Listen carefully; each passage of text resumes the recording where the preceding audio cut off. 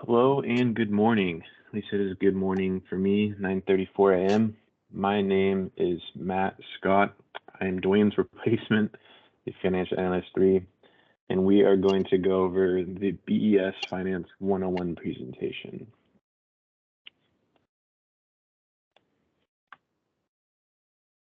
So the first section is what we like to call the forest, the highest level view of essentially what we do at the Bureau and how finances are accounted for at the Bureau. We call it the forest. The second section is a little bit deeper in the trees, and then the final section is as detailed as we can possibly get, and we call that in the weeds. So what does BES Finance 101 mean? We have a series of objectives. The first is understanding the relationship between revenues and expenses. Second is understanding that in any given year, revenues must balance with expenses. Understanding where revenues come from, understanding where expenses come from, understanding the dollars that balance our budget this year. We use fiscal year 22. Understanding that in any given year, demands on revenues exceed revenues. And I think that's debatably the most important one to understand, is that in any given year, we have to make tough choices. Understanding a real world example using J. Doe, and understanding how J. Doe's example relates to the everyday decisions made at BES. So initially we intended this slide with the cheetah and the gazelle as to be a little more humorous, and then we started talking about it internally, and we realized that it actually is a very accurate representation of the dance and the relationship that expenses have with revenues. If you take the cheetah, for example, it's fairly predictable what the cheetah is going to do, right?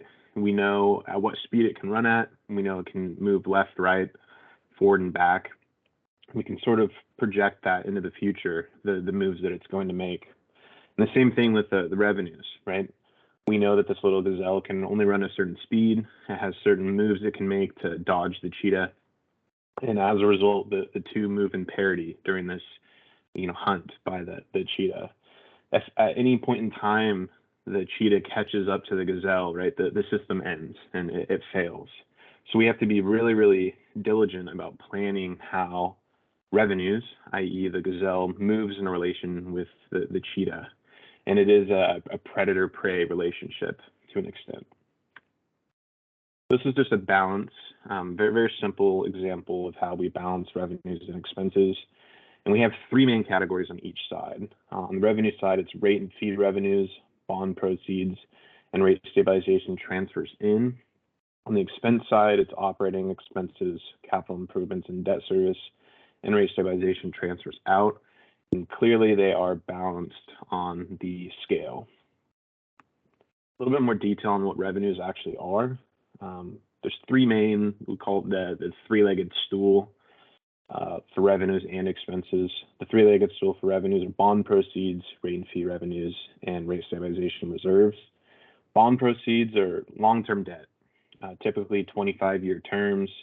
We use them to fund construction of sewer assets, and they come with significant restrictions on how we can spend it and how we operate.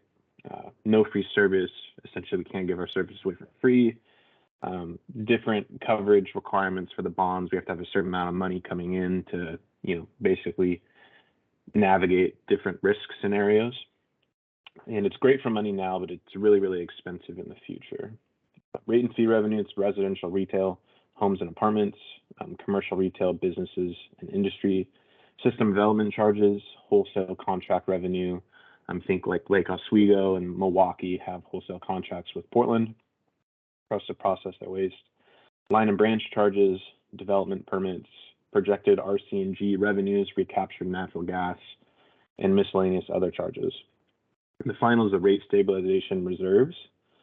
Rate stabilization reserves is essentially almost like a piggy bank that we either pay into or take money out of, depending on the performance of the Bureau in any given year. So from a revenue perspective, we'd be pulling money out of the rate stabilization fund, and it allows us to smooth annual bill increases. In bad times, we spend reserves. So you think about COVID, right? If we enter into a year or a scenario in any given year where we don't perform to expectations, we have expenses that aren't met, and we need to fund those expenses. And one way for us to do that is to pull money from the rate stabilization fund, and it acts as a revenue to fund those expenses. It also acts as a measure of efficiency and risk. So too large of a balance is inefficient. We like efficiency. So if we just have a ton of cash sitting in the rate stabilization fund, it has adverse effects on our ability to raise rates. If we need to raise rates, people see that we have a lot of money sitting in the fund. If our rating analysts that price our bonds see that we have a lot of money, that's great. But to an extent, you can have too much and it becomes inefficient. The expense side, the three-legged stool on the expense side is capital improvement and debt service, operating expenses, and rate stabilization reserves. So capital improvement and debt service is essentially paying off the long-term debt, paying off those bonds on the revenue side, which is massive. It's one of the largest expenses at the Bureau. It accounts for about a third of all our expenses. Paying off long-term debt interest, less massive, but that acts as essentially the cost that we pay investors, the cost that we pay bondholders to use their money for our projects. Cost of construction of sewer assets, capital improvement program, CIP, and it comes with restrictions on how and when we can use it. Operating expenses, essentially, our year-and-I paychecks and benefits, sewage conveyance and treatment, services inside the city, interagency agreements, utilities, water and electric, utility license fees, services we hire outside the Bureau, professional services, any professional firm outside the Bureau that we use for CIP projects or projects of that nature, general supplies, education and training, miscellaneous services, and general fund. And the rate stabilization reserves on the expense side, again, using just any given year as an example, if in one year we have revenues coming in higher than we expected, we essentially have excess cash. And we can use that cash to fund the rate stabilization reserve for a rainy day, right? We did better than we expected this year. We're going to contribute money to the rate stabilization fund to use during a period of time or a year where revenues don't come in as expected. So it allows smoothing of annual bill increases. In good times, we build reserves like I just alluded to. Too small of a balance is a risk. Credit agencies don't like risks. So when we think about selling bonds and accessing capital markets, we have to be mindful that rating agencies and investors like to see that we have enough cash to pay our debts and pay our expenses. So when we think about the rate stabilization reserve, we have to maintain a certain level of money in the reserve to get the best rates that we can possibly get on bonds. And when I say rates on bonds, I mean the price that we pay to take debt, essentially. And we like to have the highest rating we possibly can. And that's why the rate stabilization reserves needs to maintain a balance that isn't too small. Here's a breakdown of the 2021-2022 budget. Similar detail, just using a different view. And we provide the actual dollar amounts to revenues, $370 for rates, so that's commercial and retail customers, $23 million for system development charges, $4.5 million for wholesale, $4 million for permits and fees, $200 million for bond proceeds and construction fund cash. I'll get into what exactly that means a little bit later in the presentation. And $0 for the rate stabilization reserve fund. We're not planning to draw or contribute any money to the rate stabilization fund this year. Expenses are $90 million for paychecks and benefits, $95 million for professional services and utility supplies and miscellaneous, $44 million for interagency agreements, $117 million for capital expenses, essentially CIP, $6.5 million to the general fund, $178 million in bond debt, so that's the principal and interest payments that I talked about a little bit earlier, and it does account for roughly 1/3 of our total expenses. $65 million cash to the construction fund. Again, I'll talk about that a little bit later, but that's basically our cash contribution from rate revenues to fund CIP projects. $0 in rate stabilization fund transfers. On the expense side, again, we're not planning to contribute or draw any out of the rate stabilization fund this year. and then $5 million for contingency, and that sort of acts as a $5 million buffer in case we have unexpected expenses that arise. We've diligently planned to have $5 million available to pay for those expenses. Again, earlier when I spoke about understanding that at any point in time, we have revenues that are significantly less than our demands on revenues. And I think this is the best slide to represent exactly what I'm talking about. As you can see, the revenue circle matches the internal expense circle, the little darker blue circle. And those have a parity, right? That's a balanced budget. But we realize, and everyone in the Bureau should realize, that we have significant unmet demands on revenues in any given year. Some of those unmet demands are higher levels of annual capital expenditure, so higher amounts of dollars spent for CIP projects, capital improvement plan projects. Portland Harbor remediation is another one that could potentially have expenses down the road.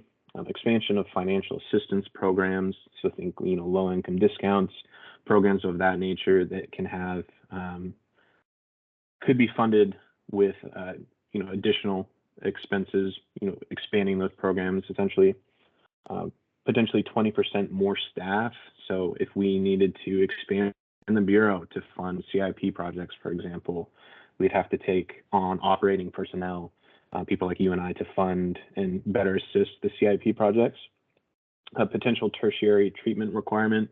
The EPA at any point in time could decide that we have to build tertiary treatment, and that would be very expensive. So that's another unmet demand on revenue. And then program expansions in general, just the Bureau growing to better fund and provide a better level of service. So how does that all boil down into a real world example? We have a real world example with JDOE. Some facts about JDOE, and you can see how the numbers on the right correlate with the numbers in the picture. One, JDOE makes a good dough at their job. Dwayne Peterson thought that was funny, so we left it in there. They get paid and have to budget where their money goes, right? They buy food, everybody has to eat. They pay student loans to Uncle Sam. They pay the mortgage. They buy things for themselves and family and friends. They keep some savings for a rainy day, and they invest the rest when they can. So here's a picture of JDOE's house, right? And clearly JDOE's house needs some work. The house on the left, right, they can't live like this. There's visible holes. The windows are broken. There's a crack in the siding. The house on the right is brand new, very, very expensive, has an additional garage attached to it. And JDOE can't afford that, right? So they have to make tough choices. So what's going on here? And this is just a hypothetical example to be used with JDOE, and doesn't necessarily represent the Bureau by any means. JDOE's demands on revenues exceed their revenues. They already have things they need to spend money on, right? The mortgage, food, loans, to live their life. Making additional revenue is hard, right? They can't print money. They can't go up to their boss and ask for a raise if they obviously don't deserve it, and if it'd be incredibly difficult to, say, double his income to provide for the house on the right. JDOE has no choice but to make tough choices. They had to fix the crack in the house and his windows, non-negotiable. The roof needed to be fully replaced, but the contractor said they could get a few more years out of it after critical repairs. The whole house needed paint, but they put primer on it and are saving the money to match the color later. They have a couple leaky pipes. They need to prioritize their spending, and they want a house with a garage, but they don't necessarily need it.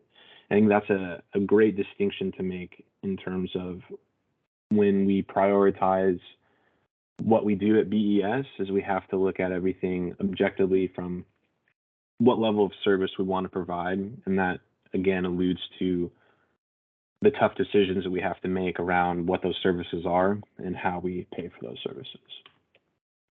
So here's JDOE's dilemma in BES's world. So how does JDOE relate to BES? BES's demands on revenues exceed our revenues, right? Think back to the small revenue circle in comparison to the large unmet demand on revenue circle.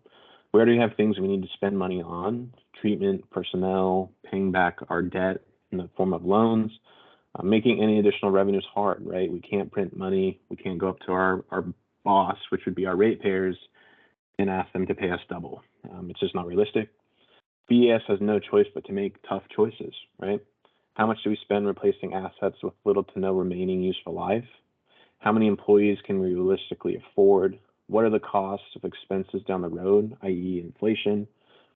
Some of our pipes could use some paint, but that's not a critical replacement. They still have useful life, they still operate effectively, and they're still safe to use.